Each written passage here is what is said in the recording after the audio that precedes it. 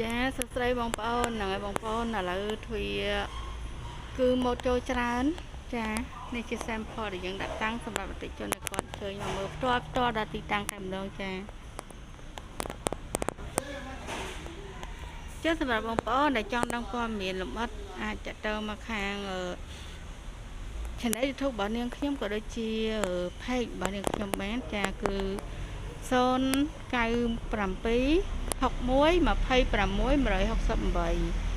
ចាហើយនឹងមួយខ្សែទៀតគឺ096 262987ចានេះជាម៉ូតថ្មីចាហើយក៏តម្លៃសមរម្យចា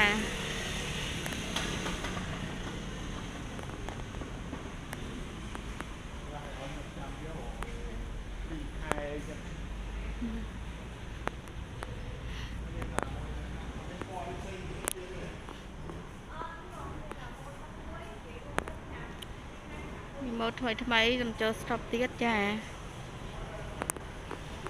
ហើយតម្លៃសមរម្យសម្រាប់បងប្អូនដែលយកទៅ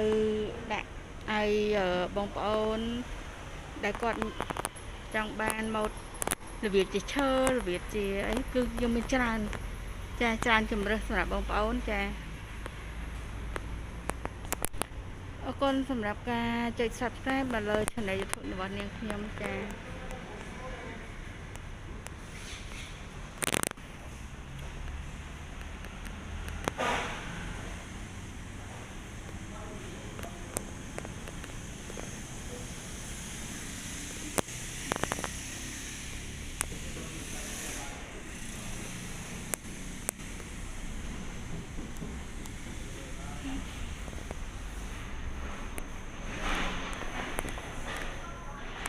នេះគឺជាម៉ូតថ្មីចាម៉ូតថ្មី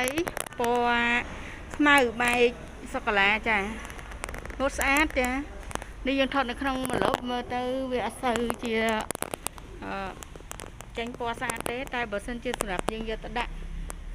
នៅផ្ទះមួយដាច់ដライគឺស្អាតមែនតើចា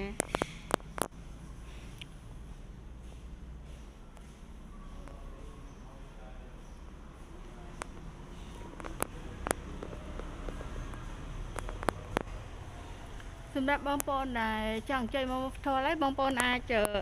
ចេញមកមើលបានចាគឺនៅឃ្លាំងផ្ទាល់តែម្ដងចាគ្រាន់តែបងប្អូនតាក់ទងមកតាមរយៈលេខ2ខ្សែគឺ096 26 100សមជាស្នៃគឺ096 26 29 987និងលេខទូរស័ព្ទមួយខ្សែទៀតគឺ097 61 26 168ចាប្រព័ន្ធលេខ2ខ្សែនេះបងប្អូនអាចតាក់ទងមកបានគ្រប់ពេលចាប់ពីម៉ោង7កន្លះរហូតដល់ម៉ោង8យប់ចាអរគុណបងប្អូនចាជូនពរបងប្អូនហែងចា